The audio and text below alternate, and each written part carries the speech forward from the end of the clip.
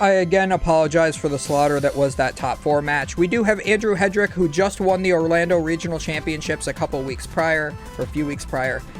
Peoria Regionals top 8, and NAIC top 64, Indianapolis top 32. He is playing that Lugia V-Star deck, the same deck that he was able to use to win Orlando. So he is very comfortable with this deck. Ian Robb called him a god, and his play throughout this tournament really shows that, being able to go 13-0 the regional following winning one is absolutely unheard of. That is crazy to me. We have Brandon Salazar here on the right here, NAIC top 64, Nationals top 32, Richmond regional finalist, U.S. national champion.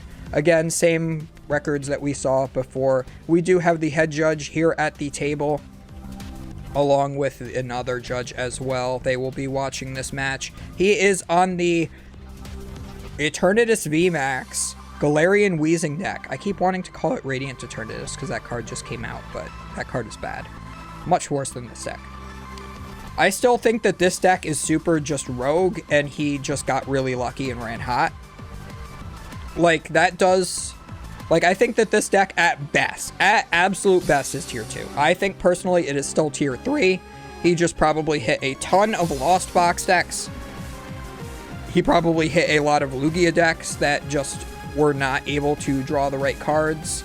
Maybe that were cutting too many Boss and Serena. I know that a lot of Lugia decks are playing 3 in any combination of Boss and Serena at the most. I was playing 2 Serena, 2 Boss. I like the old way of doing it like that, personally. Although it did really bite me in the butt not playing the 3rd Marnie in my deck during this tournament. For those who don't know, who are just joining us only for the finals here, I did finish 6-3 in this regional. So did my friend Xavier. There were 4 of us in our Airbnb all playing Lugia. We all played different lists. Chris Saikala is the only one who made day 2. He ended up playing a Drapion in his deck that ended up being dead because he never really hit Mew. And as we can see, there are 2 Lugia Vs prized. Andrew will still have access to 1. But the question will be, can Brandon get the Boost Shake Weezing or the Ascension into Weezing before Andrew is able to go in with the Summoning Star and get out those Archeops? So again, this is the deck that is supposed to play nothing but hard counters to Lugia that does not always hard counter Lugia. So it looks like Brandon did win the coin flip. He is playing around with the cards in his hand as if he is going to be playing this turn. Looks like he has 4 supporters in his hand. Looks like maybe double Marnie, double Judge. And you can't really do anything with that on your first turn.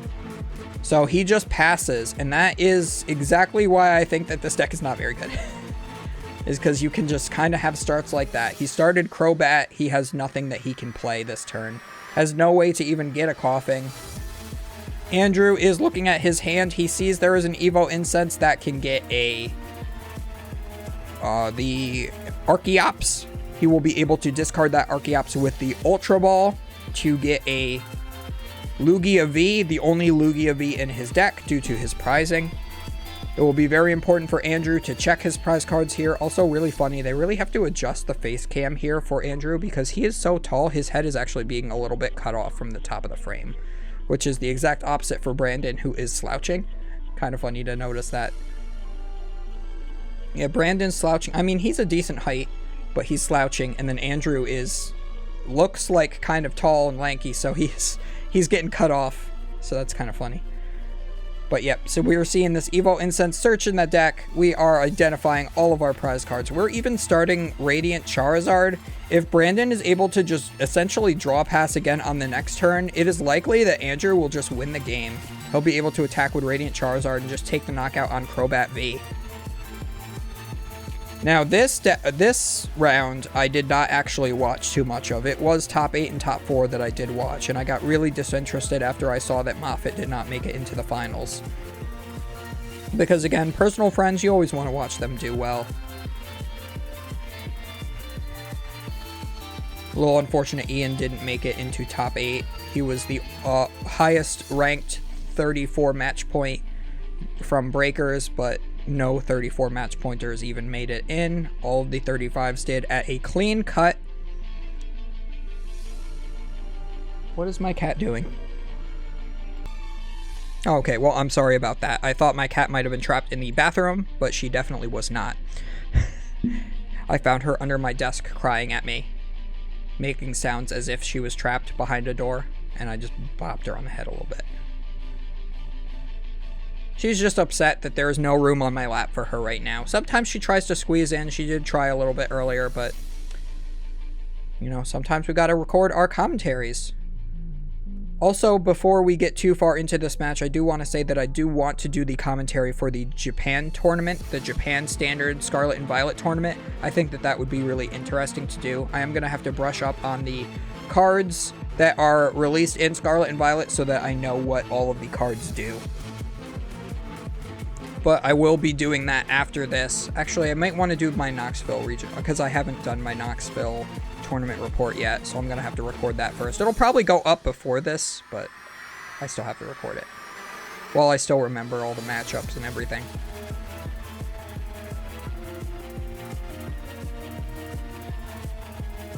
I just want to get my cards back from my friend Alan online so I can actually, you know, show it off on PTCGO, but can't do that if my friend isn't trading my cards back. I've only been waiting for them for like 3 months, so. How long has Silver Tempest been out? I played Lugia on that one stream, and then I traded it away to my friend so he could test it, and I haven't seen the card since. And this is why you don't let your friends borrow cards on PTCGO.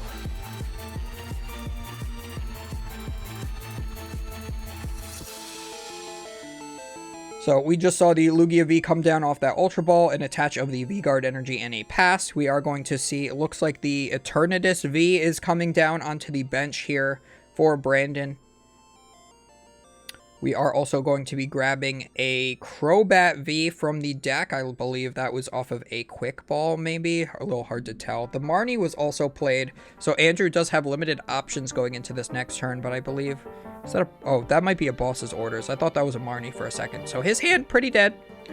This could be the opportunity Brandon needs to come back into this game, since he just drew past with that Crobat V in the active on his first turn. Buy him a little bit of time to get set up, maybe get a Coughing down into play.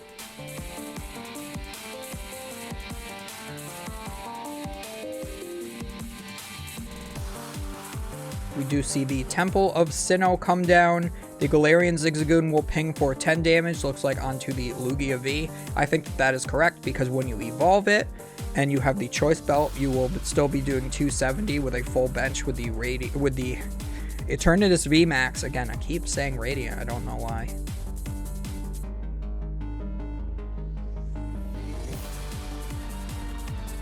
We are going to see the Coughing get benched as well. That is one Ascension away from becoming a Galarian Weezing.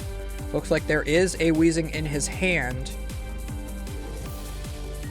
He's deciding on whether or not he wants to attach to the Eternatus here.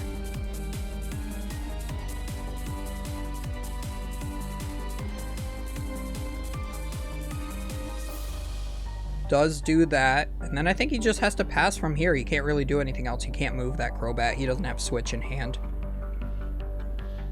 If he did have Switch in hand, he would have attached to the Coughing and used Ascension. Ascension is a great attack that has been on multiple Pokemon in the past. It's been on Phantom that would evolve into Trevenant, a very great deck in Expanded for a long time. There was also a Zorua that had Ascension as well. Then you could Ascension into a Zoroark GX.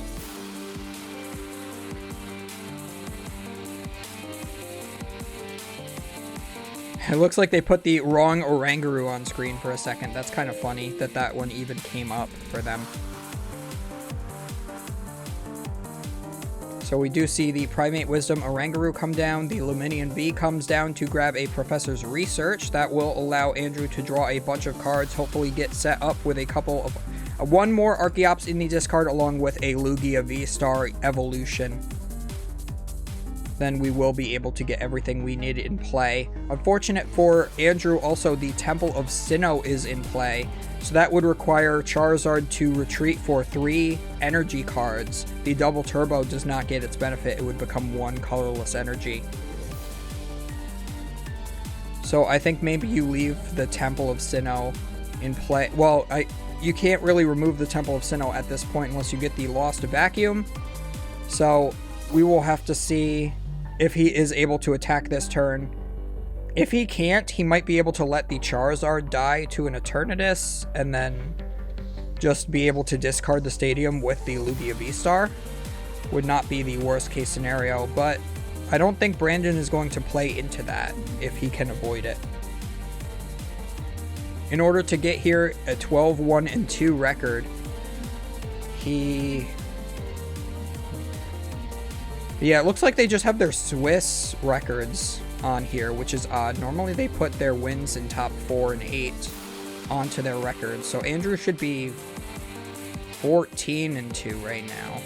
15-2. Because he won in top 8 and top 4. And then Brandon should be 14-1-2.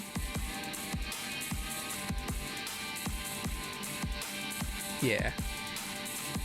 So we are seeing, it looks like a judge come down here from Brandon after Andrew was forced to pass.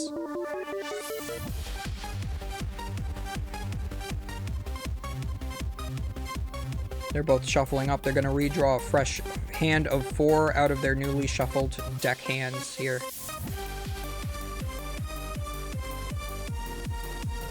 Looks like we just get another judge. 4 Sealstone. Hiding Darkness is kind of cool. That would give you free retreat. You can attach that to the Crobat V and then retreat into the Weezing and just pass from there. You have not seen a Summoning Star yet. So the only way to get around, for Andrew to get around that, would be to Serena or Boss's Orders. It does look like Andrew does have that Serena in hand, so he will be able to go for that play. Oh, but the Hiding Darkness energy is actually turned off from the Temple of Sinnoh. That's kind of funny. So you do have to discard it.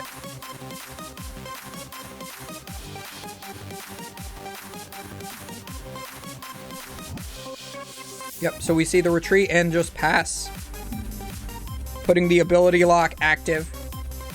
There is a Quick Ball and a Serena along with that Evo Incense, so we are going to see an Arceus, or no, we are going to see the Archeops come out here with the Summoning Star.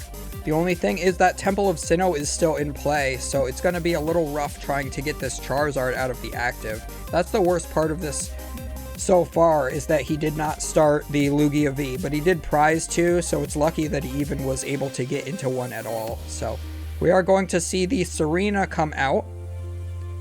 Imagine if we had Guzma in this format. That would be pretty great right here. Oh, that would be so broken in Lugia, because then you could switch as well. Oh, then you wouldn't have to play Bird Keeper. Oh, that'd be so good. Looks like we're deciding on whether we want to bring up a Crobat or an Eternatus. It is a bit of a tough decision.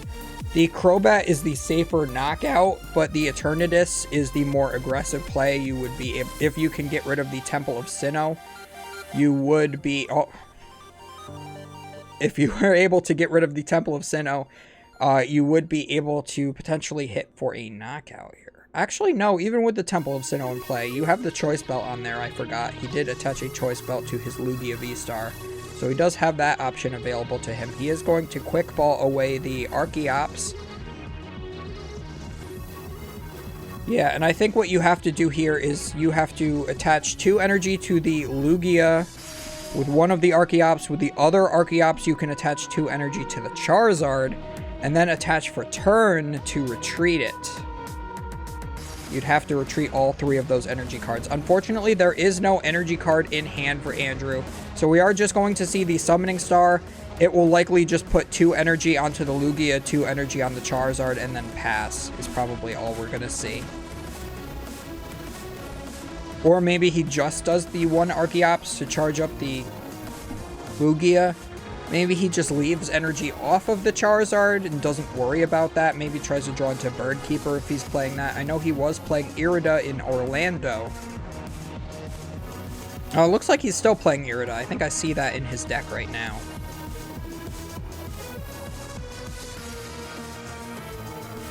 So yeah, the whole part on that's holding Andrew back right here is the fact that he started Charizard and his opponent plays Temple of Sinnoh. So it's just very awkward. So we're going to go for, it looks like, Powerful and Speed Lightning. Looks like we're not going to be attacking with Raikou in this matchup here.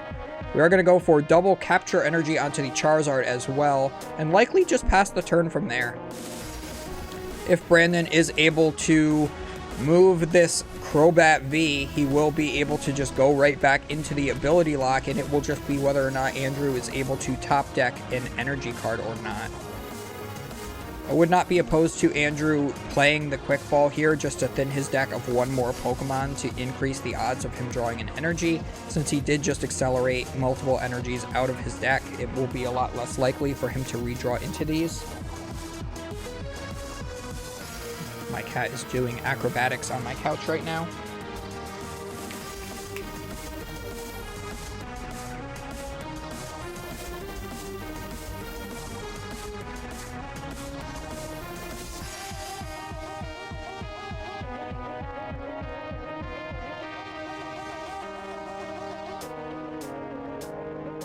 So yeah, Brandon plays Escape Rope here. It would be great if Andrew was playing Escape Rope, because then he would have a way to get that Lugia active. Looks like he is going to go in with the Archeops potentially. He's having a really hard time deciding on what to put active. I mean, honestly, none of those decisions seem particularly good with that Temple of Sinnoh in play. I guess the Archeops is one of the things that would get knocked out the fastest, but I don't know. I think I would just put up the Oranguru, honestly. I think I would rather lose the Oranguru than an Archeops. Looks like Brandon is going to be going in with the Eternatus V here. Yeah, so I do think that that was a mistake from Andrew. If he promoted the Oranguru, then Brandon would not be promoting the Eternatus V here. So there were two different routes that Brandon could go with that Escape Rope. If the Oranguru came up, he would have just put up the Weezing. If anything else came up, he puts up the Eternatus to be able to take a knockout. Potentially.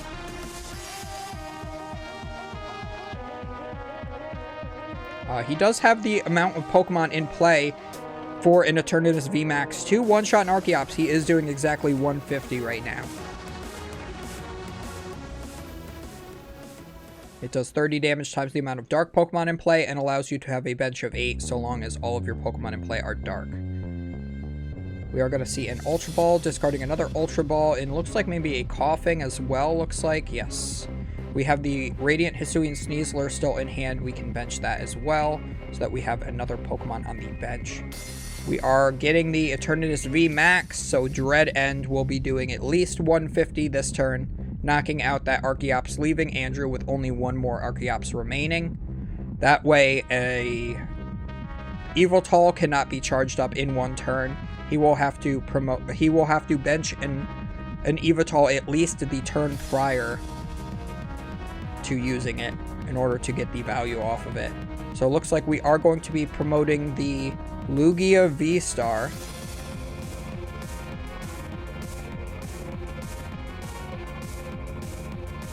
My cat is sniffing around like there's a mouse. I still no mice here. I checked in that closet.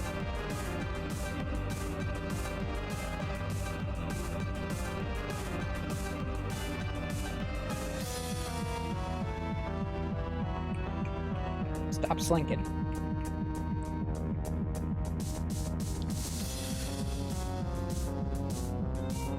So I'm a little curious as to what he attacks here. If he has another Boss's Orders or Serena, if he can knock out one of the, Crobats on the bench maybe.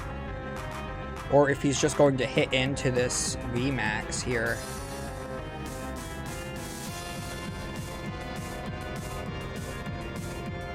Again, now that this Eternatus deck is doing well, I think Avery's will find their way into people's decks again.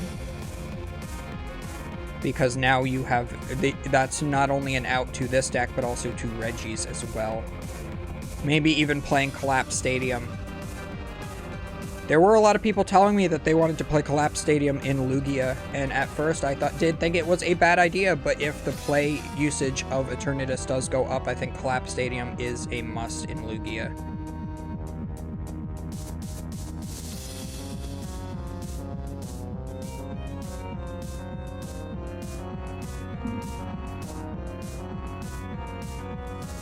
So it looks like we are hitting for 250 with the Choice Belt and discarding the Temple of Sinnoh, which now activates all of these special energies. We do have the Evital on the bench as well that we charged up with the Archeops, so on the next turn it will be able to be fully charged up in case another Eternatus VMAX threatens to take a knockout in the future. Brandon really does need to get another Eternatus VMAX online, and he needs to take a knockout here. So he's going to need Choice Belt and a full bench in order to knock out this Lugia V-Star this turn because of the V-Guard energy. He does have the 10 damage already from the Galarian Zigzagoon, which does help. The maximum damage Eternatus does without Choice Belt is 270. With Choice Belt is 300. With the V-Guard energy reducing 30, that puts it back at 270. With the 10 damage on it from the Zigzagoon, it goes back up to 280. Math is power. And that is exactly enough to knock out that Lugia. So 1, 2, 3, 4, 5, 6, 7. We have 7 benched Pokemon right now. We need one more, and we need a Choice Belt. We have the Choice Belt in hand. Oh my lord. Looks like we are discarding the... Okay, we are discarding the Galarian Zigzagoon. We want to go for another Eternatus. I do think that that is correct. Not necessarily the correct play of discarding the Zigzagoon. I don't really know what else is in Brandon's hand, but he feels comfortable getting rid of the Zigzagoon here, so I'm sure that that is fine.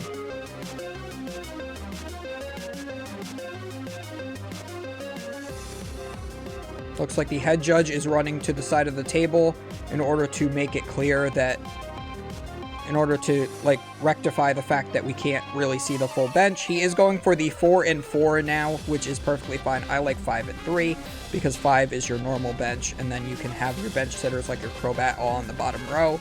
In case something like a Collapse Stadium does come out, you can just discard that back row.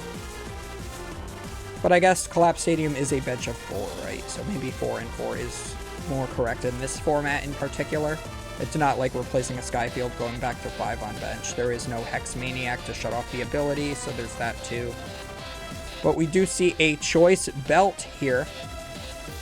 So we do have the knockout now. We are able to fully power up with the Dread End. Lugia has been dreadened. And now Andrew will be able to put up quite literally anything and take the knockout with it. So I would honestly think it would be really funny to attack with Oranguru, but you could attack with Lumineon here as well. But you do need an energy in hand in order to attack with Lumineon. So actually, do you knock out with Lumineon? Because that was 250. Yes, you would knock out with Lumineon with the double turbo.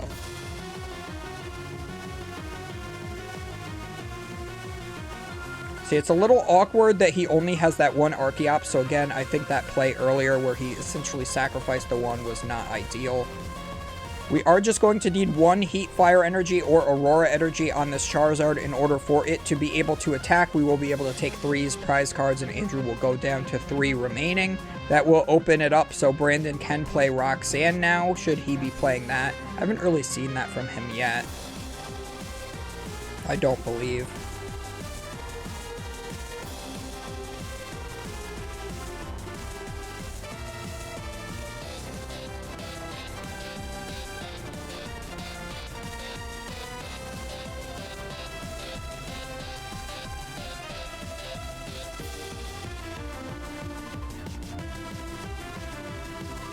Yeah, I don't know. It feels suboptimal attacking with the Lumineon, but just getting it out of play feels good. So maybe not putting up the Oranguru, but maybe putting back up the Charizard to force that to get knocked out, maybe. And you just clear the 2 prizer off your board. And looks like because the Eternatus got knocked out, and that was the only one in play, Brandon does have to discard until he has a bench of 5, then promote a new active Pokemon.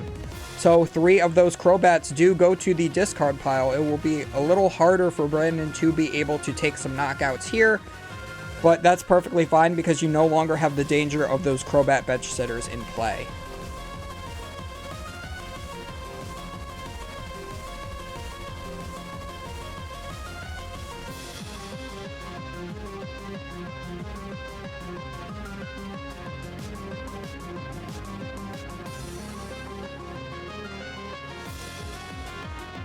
So, also important to note, Charizard cannot use Combustion Blast in consecutive turns, so if Brandon just goes for the Severe Poison here, it will force Andrew to retreat. I think if you do get Severe Poisoned, if you're Andrew, I think you're fine just draw passing on this next turn. And just waiting for the Charizard to potentially get knocked out, or just be able to attack again. Whichever comes first. So Brandon is really thinking here. He really only has the Galarian Weezing as an attacking option. He does not have the Eternatus VMAX yet. Looks like he is going to boss up the Oranguru, the Monkey Man himself. And we are going to see the Severe Poison. So that will knock out going into Brandon's turn if Andrew is not able to move it. We do have the Archeops, so we can potentially see 2 energies get charged to it and a retreat that would allow Radiant Charizard to attack again. So we are going to see a boss's orders of the Eternatus, and then we're going to use the Archeops' Primal Turbo, put 2 energy onto this Oranguru. We will see a retreat and then an attack with the Radiant Charizard to take the knockout here, going down to 1 prize card remaining, and then the Evital will be able to finish off the game from there. Looks like we're just going to get 1 powerful energy onto this, which is perfectly fine because we do have a capture energy in our hand. We can play that, potentially get another Pokemon down onto the bench as well, just to thin another card out of the deck. Looks like we are going to play the Ultra Ball here as well to thin even more.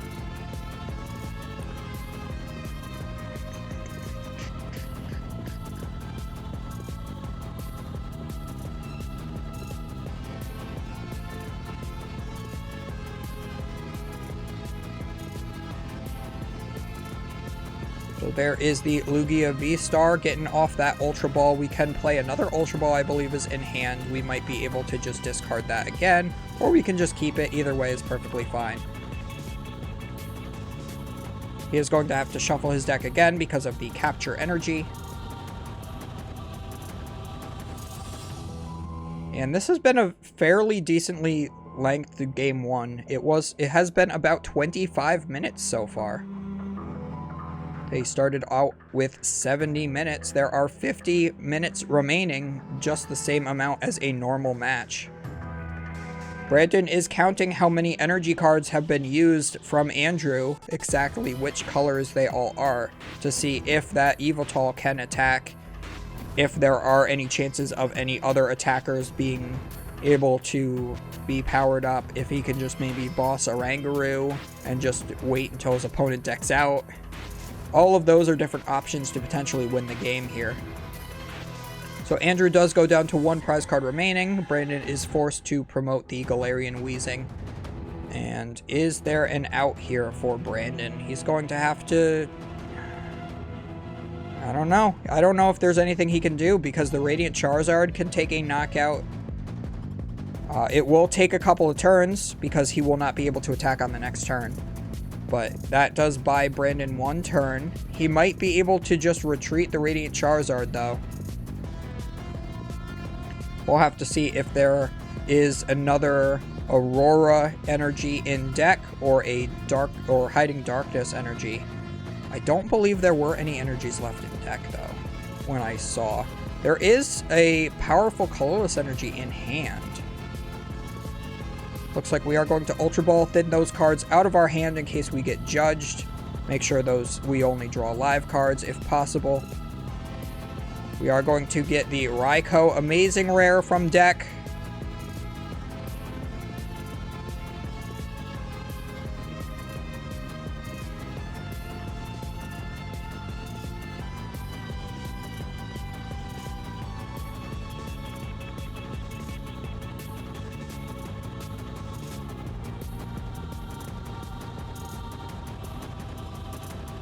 And then play the Marnie, so that card that he just got out of the deck, that Raikou, is going to the bottom of the deck. He's not going to be redrawing into that.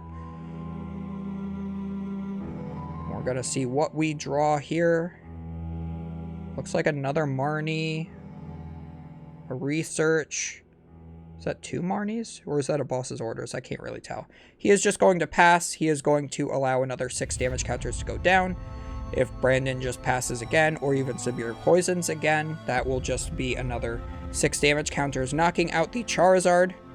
So we will have to see if there is another energy in deck available for Andrew. The judges are still trying to move things back onto the screen.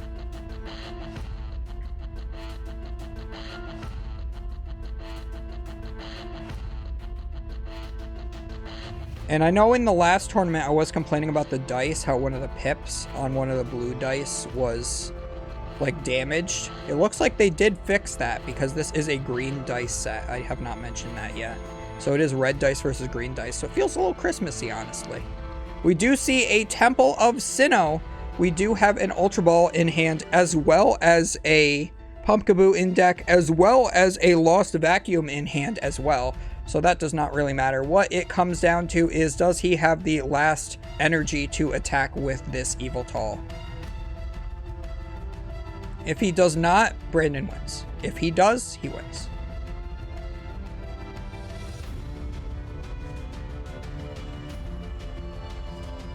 So I'm not sure why he's thinking so hard here, Andrew. Because you either have it or you don't.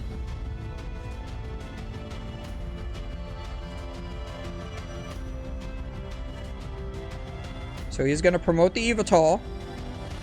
Again, you either have the Aurora or the Hiding Darkness in deck, or you don't. Looks like there was an Aurora left in deck. We are going to see the Lost Vacuum to get rid of the Temple of Sinnoh. We are going to attach the top decked Aurora for turn, and we do have the knockout. So yeah, not sure why that was so much of a decision, because you could, because you can't use the Archeops to charge onto it because the Galarian Weezing is active. So he ended up top decking that Aurora energy, which allowed him to win the game. Completely missed the fact that he was under ability lock again. That is crazy.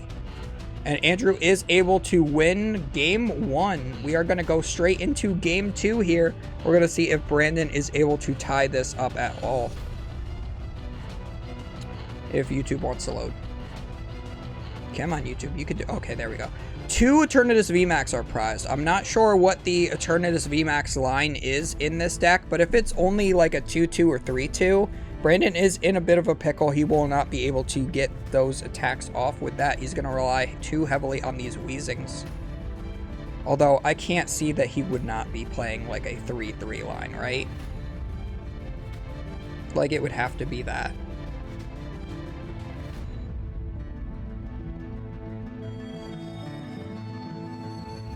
So Brandon is going first here. It looks like he is deciding on what he wants to do. Does not have the Boost Shake in hand, so it is very much a decision, probably. Do not see a lot of playable cards in the hand. He does have the Temple of Sinnoh. He could just put that down turn 1. That would prevent capture energies from working, so that would reduce the consistency of getting the Lugia V into play. So I do think that that is something you do play turn 1 going first here if you're Brandon. Looks like he's choosing not to and passes, so if we do see a capture energy, that will now be live for Andrew. Looks like we also see the Aurora energy in hand, so we can just Evo Incense and Archeops into hand and discard it with the Aurora energy. Looks like we already have an Archeops in hand to go with that Aurora energy anyway. But we do not have a way to get into a Lugia V yet, so we are going to attach this Aurora for a turn onto the Manaphy. We are going to discard the Archeops and then probably just play this Marnie. Yeah, looks pretty good to me. Brandon has a lot of cards in hand, none of which are doing you any good right now, so might as well Marnie those to the bottom of the deck to limit Brandon's options. He did not do very much on turn 1, just put a couple of coughing into play and passed. He sees that Boost Shake now, though. So even if he does not see a Galarian... No, there is a Galarian Weezing in hand, so we might be able to see double Galarian Weezing on this next turn here.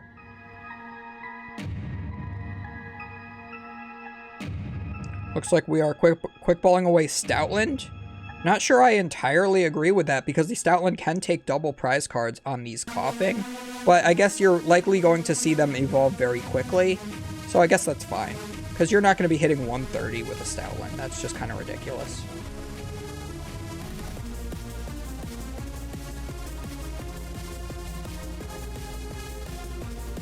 Yeah, you need 4 powerful colorless energies. All 4 on the Stoutland. And no Temple of Sinnoh in play in order to one-shot a Galarian Weezing. And then you just get poisoned anyway, so. So we do see the Quick Ball grabs the Lugia V. We are checking our prize cards yet again. Always want to make sure you know what is exactly in your prize cards.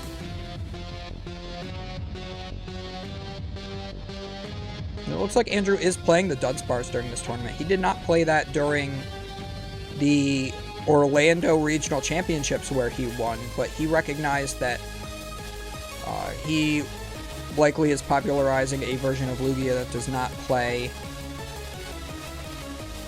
any Dunsparce, so therefore he's a lot weaker to Lightning, so a lot of people are going to play Lightning decks, so he is going to play the Dunsparce to try to counter that.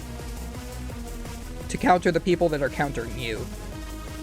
Try to be one step ahead of these people all the time. Like when my entire group played Trevenant at Toronto Regionals a few years ago. We knew Pikarom had just come out and everybody wanted to hard counter it. And you would lose to Pikarom if you were playing Trevenant, is what we thought. And then all of the hard counters to Pikarom, you just auto-win, which was kind of great. Hitmonchan, Lucario GX,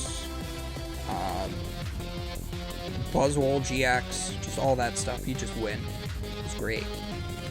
But apparently Pikarom ended up being a lot better of a matchup than we initially thought. But I'm still glad I didn't play against any. We do have that Boost Shake still in hand. We could always go for if we do not draw the Darkness energy here. Looks like we did not, so we might just Boost Shake. Boost Shake our bench. Unless the Boost Shake has to be the active. I'm not actually sure on the exact wording on Boost Shake.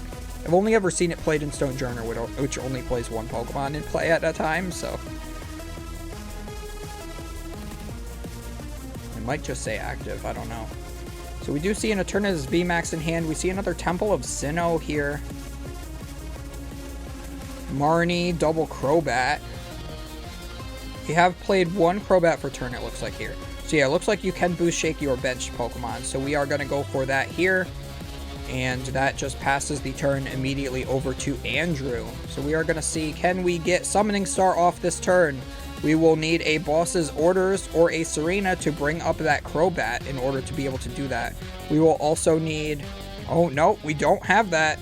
But thankfully, there are no Eternatus in play for Brandon, so we're not threatening a knockout. So Andrew is just going to go for a very safe Read the Wind, discarding Oranguru to try to draw into more outs. So Brandon is over here having a hard decision. He's going to play this Crobat to draw, I think, 3 cards. Looks like we get a Dark Patch. I don't think there's any Dark Energy in the discard pile yet. No, he does double check. So this is, again, not ideal. He is going to, looks like, discard the Eternatus VMAX.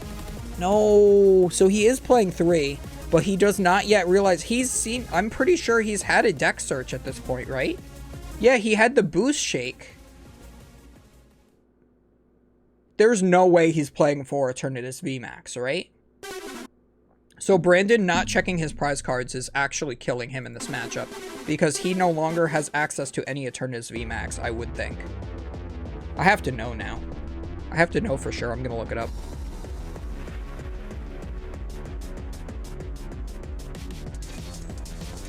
Limitless.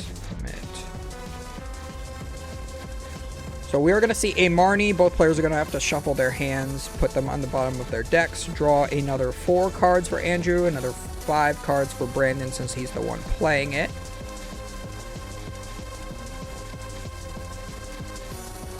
Regional Knoxville, Brandon Salazar. Yep, it's 3-3 Eternatus VMAX. So all of his remaining Eternatus VMAX are prized. So he is getting punished for not prize checking. And that is why you always check your prize cards, man. Always check your prize cards. Don't spend too much time doing it, but identify the important stuff, like the Eternatus VMAX count. Imagine you were playing Mew and you discarded the only Mew VMAX you had because you didn't realize you prized the other two because you never checked. Same thing. I guess it's a little worse for Mew, because maybe you can take a knockout with the Weezing still. But, yep, we just poison, and that is it. Severe poison for 40. We do not have the Radiant Hisuian Sneasler yet. We get a second special energy on, so that's a second colorless energy because of the Temple of Sinnoh being in play. Although we do have a Lost Vacuum we could always get rid of the Temple of Sinnoh with. But I think if you are Andrew, you are fine just using Read the Wind again. Yep, I'm going to Read the Wind, discarding an Archeops. And it's so funny how this deck that is supposed to hard counter Lugia is losing to Read the Wind right now. Because Galarian Weezing doesn't really do too much to this deck until you Read the Wind into a Gust card.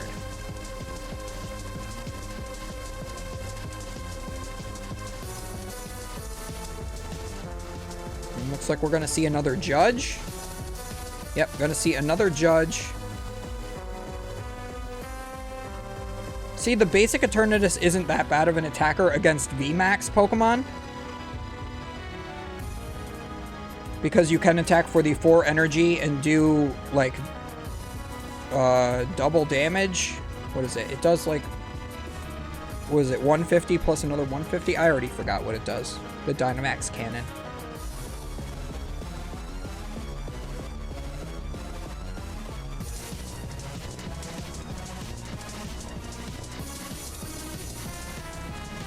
So the Judge is coming down. We are shuffling up, redrawing a fresh 4 for both players here. So the thing is, will Andrew be able to draw into his Lugia V-Star, a Gusting card, and that's it. That's all he needs. Maybe an out to the Temple of Sinnoh. He doesn't really need that because he can just discard it with the Lugia V-Star's attack. Looks like we do get a Marnie here from Andrew, along with a Quick Ball, so he can always play the Quick Ball, thin another card out of his deck. Or is that not a Marnie? Is that a boss? I can't tell. Oh my god.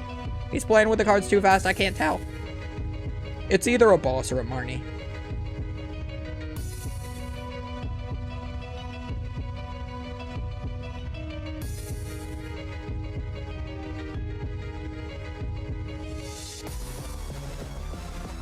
Yeah, Brandon's stressed out. He's doing the same Nick Moffat special that you see there, where he's like holding his head because he doesn't know what to do.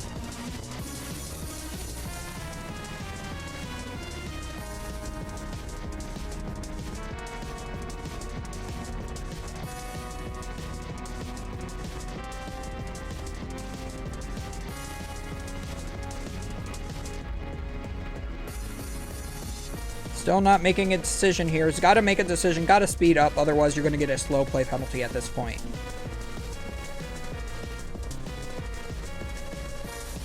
Slow play penalties were not really so much of a thing back in Brandon Salazar's days when he was topping tournaments in the 2015-2014 eras. But they are certainly a thing now because a lot of players like to play really slow.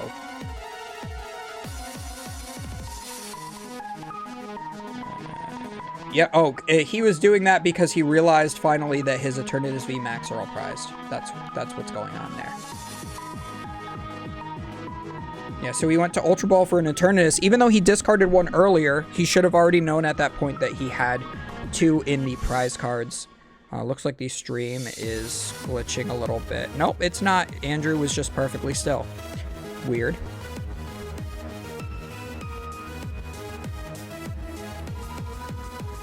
We are going to be discarding the Heat Fire energy with Quick Ball. Keeping the Capture energy. I'm not sure how much I agree with that, just because the Heat Fire is useful on the Charizard. Whereas the Capture energy, I mean, you're already Quick Balling, right? So, unless you can get rid of that Temple of Sinnoh this turn, I don't think that Capture energy is really going to do much of anything for you. We're going to get another Lugia V. We are just going to keep using Read the Wind, most likely.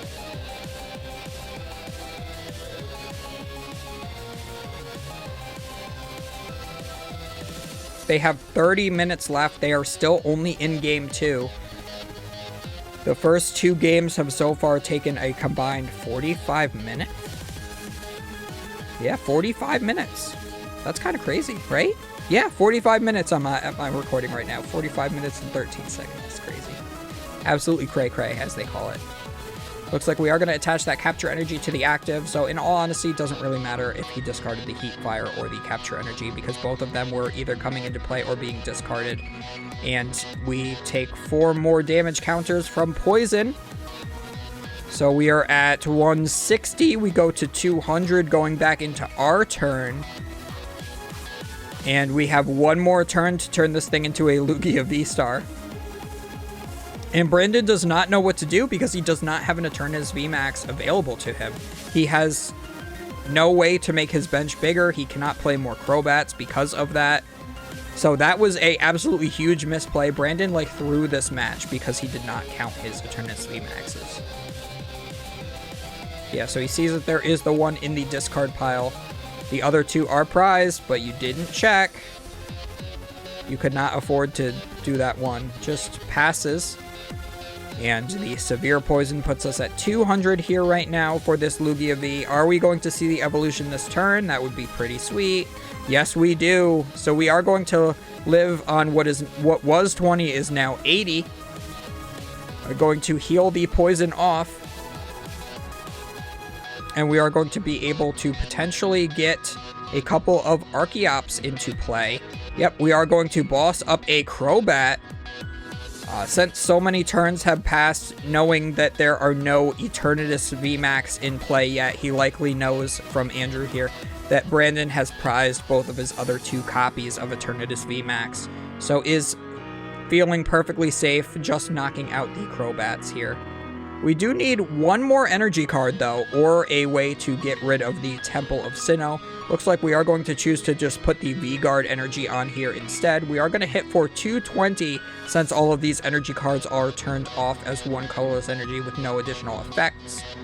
Looks like we're going to go with the Speed Lightning instead. So I still would have liked to see the boss up of the Eternatus V, because you are still hitting it for 220. And that is a potential attacker, whereas the Crobat V is not. I mean, I guess it could attack, but it's bad. It's bad attacker. We are seeing the second Primal Turbo onto the bench Lugia V here as well. And all that Brandon can do from here is promote another Galarian Weezing and just Severe Poison again. And I think that Andrew is perfectly fine with that. He's going to get at least 3 prize cards of value out of this Lugia. He's going to discard the Temple of Sinnoh as well. And again, Brandon being super punished for not having those Eternatus VMAXs in his deck. For discarding that first one so carelessly.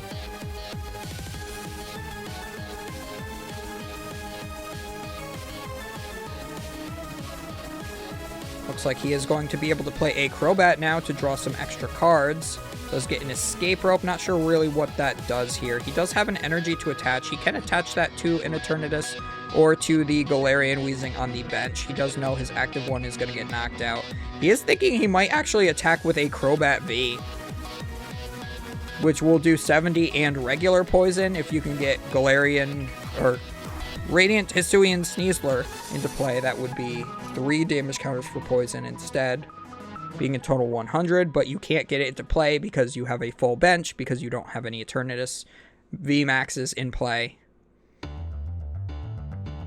Those Eternamax Eternatus are not doing so good if you're going to just discard them to the discard pile. So we do see the Severe Poison yet again, and if Andrew is able to get another... Oh my god, he has a Serena. So he can now Serena. I think you would Serena up the benched Eternatus with the Darkness energy on it. You then use Primal Turbo to charge up the Lugia V on the bench. I think you are forced to attack with the active Lugia, just because otherwise you can't take a knockout. Unless you get multiple powerful colorless energies on the Lugia V and you go for the Crobat instead, I guess you could do that. Because you don't have another Lugia V-Star available to you right now. So we're going to see Serena bring up probably Crobat. How many powerful colorless energies do we have left? We have one on the active, one on the bench. So maybe 2 more. So 3, 150. So you need either Choice Belt or you need 2 powerful colorless energies more on this Lugia V on the bench. So Andrew hopefully knows how many powerful colorless energies are left to see if he is able to go for the attack with the Lugia V. But it looks like since he is bringing up the Eternatus V, he will be going for the attack with the Lugia V-Star in the active, which I think is perfectly fine. We are also going to be going for Primal Turbos. We do have a pivot in that Manaphy, so we don't really need to charge up Archeops too much. But we might as well, just because we have the option. We are going to get double powerful colorless energy, so we could have gone for the Retreat and the knockout of the Crobat V. So I think that in hindsight, that would have been a better play, knowing that there are all of those powerful colorless energies left. And it looks like we're just going to go 1 double colorless or double turbo energy to the Archeops as well. We're going to let this Lugia V-Star go down and probably just promote the Manaphy. That would take 4 damage counters from Severe Poison. Yeah, the powerful colorless energy and the double turbo energy essentially negate each other. So we are doing 220 exactly, knocking out that Eternatus V. And then the poison knocks out Lugia V. So they're asking the judges who promotes first. So Andrew does have poison. So he takes the knockout with damage from the attack. And then poison happens between turns. So Brandon actually does have to promote first. Yeah, because the knockout is happening during Andrew's turn. So Brandon has to promote. Then Andrew will take his 2 prize cards. Then Andrew's Lugia will die to poison between turns. Brandon will take 2 prize cards. Andrew will have to promote. Then Brandon draws for turn. So Brandon is trying to decide who he wants to promote here. I think that there is no option other than the Galarian Weezing. You got to take prize cards here. You got to have some way of doing it.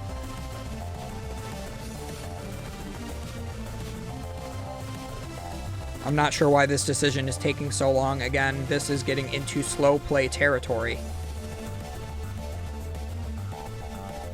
So Andrew is taking his 2 prize cards. Going down to 2 remaining.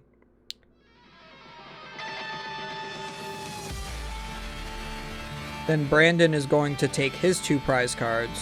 Still hasn't promoted yet.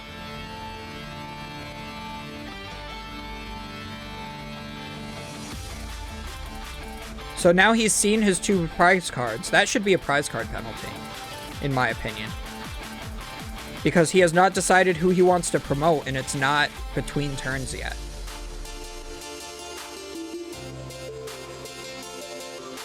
Yeah, he has to promote during Andrew's turn. And now he has the extra information from... Yeah, so that's definitely a prize card penalty. He saw 2 prize cards before he was able to promote a Pokemon. And he gets the Radiant the Eternatus VMAX off of those prize cards as well. So now he knows that he is able to potentially attack with that.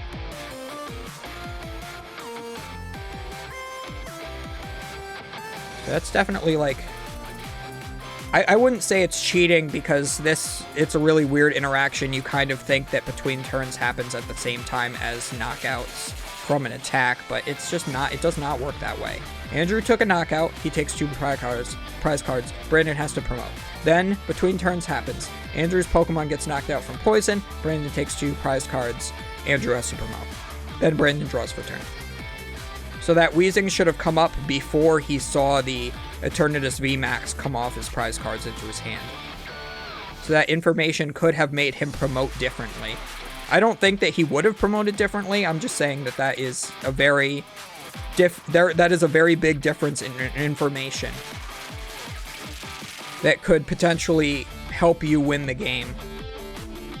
knowing what you get off your prize cards before you promote your Pokemon.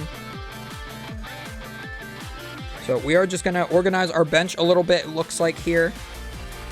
We are probably just going to Severe Poison again. Andrew is down to 2 prize cards remaining. If we see another Boss's Orders or Serena, we might be able to see the knockout on another Crobat with the Lugia V.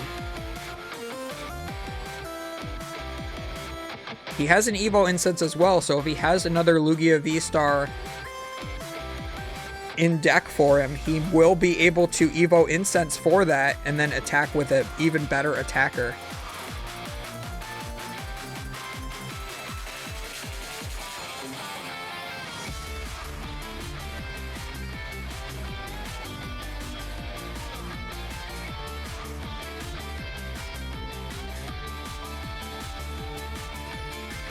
So we are going for the Evo Incense. Do we have the Lugia V-Star in deck? Looks like we do, so we will be able to evolve our benched Lugia V. Do we need to do that, though? Or do we want to potentially avoid poison by evolving in a future turn? It's a little bit of an interesting question here. I think that you just evolve now, prevent the Eternatus from being able to take a one-shot unless Brandon is able to get Choice Belt, Full Bench, Galarian Zigzagoon. Because there is that V-Guard energy on the Lugia. We are also hitting for 280 because of all those powerful colorless energies. Although the Temple of Sinnoh is in play again, so I guess not really. So I guess if he doesn't get Choice Belt, he could get another Temple of Sinnoh. But we're going to see the retreat. The Lugia V-Star is going to go active. Take the knockout on this Galarian Weezing. Discarding the Stadium that is in play. He currently has 4 regular colorless energies with no effect. He will discard Temple of Sinnoh. He now gets the benefit of the powerful colorless energies and the V-Guard energy. And now Brandon, being so far behind because he did not prize check for his Eternatus VMAXs, is now going to be able to promote his Eternatus VMAX. And will have to go either Choice Belt or Temple of Sinnoh in combination with Full Bench Galarian Zigzagoon. So we'll see if he is able to get there. He already has 3 Crobats in play. One of them already got knocked out as well. So he's out of Crobats. So that is a lot less drawing options that he has here. So he's going to go for the Galarian Zigzagoon first. Guarantee that. So he can get the 10 damage down and onto the Lugia. Then he will just need to be able to draw into 1 more Pokemon. If he does not already have one in hand.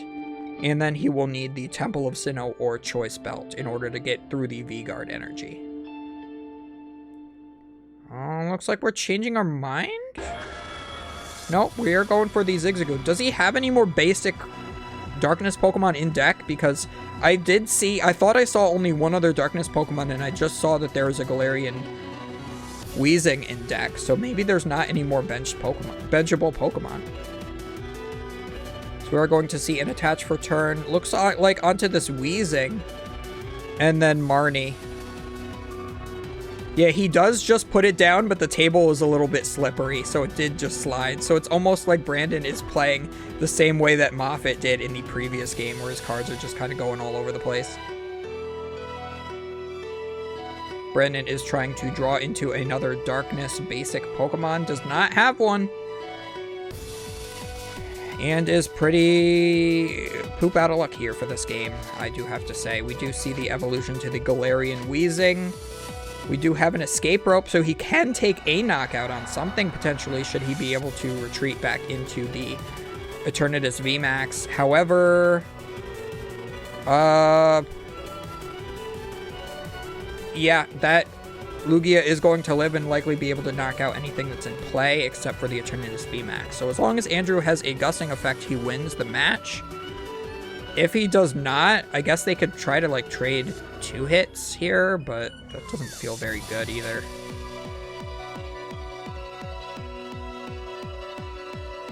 Looks like we are going to go for that escape route. I would probably just put up Manaphy if I were Andrew, because even if the Galarian Weezing comes up, you do have the Manaphy will just get knocked out. Or it looks like he's not escape roping. He's going to bench another Coughing. So he did have another Wait a minute. He did? So I thought that he almost...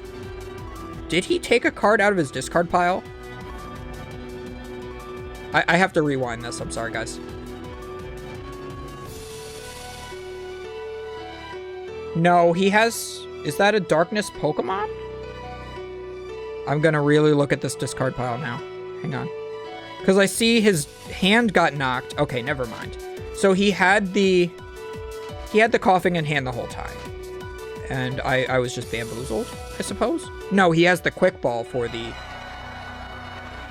Okay, he has the quick ball for the coughing. And that's how he takes the knockout here. Or no, he doesn't because he is short because of the not having the Choice Belt or Temple of Sinnoh. Okay, so when he bumped his hand, I honestly thought he may have gotten a card, like, palmed a card out of his discard pile that way.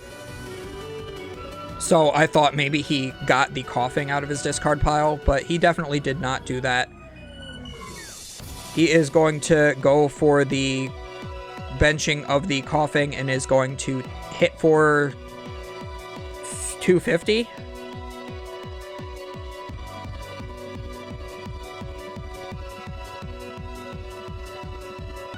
Yeah, I had to go back and make sure he didn't palm a card. Because that would have been, if there was a turn to palm a card, that would have been it. We do see a Quick Ball is going to get rid of the Archeops. We will likely see a Luminion for a Boss's Orders or Serena. Looks like we do have the boss. So we are going to win the match. Bring up literally anything. Looks like a Crobat. We're going to take a 7-prize game. Brandon Salazar only makes second place with this god-awful Eternatus deck. And Andrew Hedrick is able to win back-to-back Pokemon Trading Card Game Regional Championships. Winning Orlando a few weeks ago, and then winning this tournament here in Knoxville yet again. So two regionals back-to-back is pretty good. Ian Robb called him a god for a reason, and that is why he started 13-0, ending Swiss 13-2, because he did lose to this guy, who he does get redemption against in the finals. He did also scoop Piper into cut. So that is it for this, everybody. I hope you guys enjoyed. Especially, I hope you guys enjoyed much better than that previous round, because holy crap, But as always, do not forget to comment, like, and subscribe. Feed that YouTube algorithm. Only about 15% of you guys are currently subscribed that are in my watch time right now. So make sure we get that up so that everything keeps increasing. More people get shown stuff. And the channel can grow. We can get remonetized and all of that fun stuff. And we will see you guys next time.